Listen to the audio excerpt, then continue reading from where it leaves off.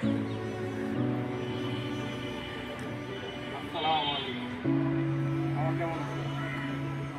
মামা আর ঢাকা মামা, মাসের শেষ মামা, মাসের শেষে খালি হাত, তাই তো মামার কাছে এসেছি।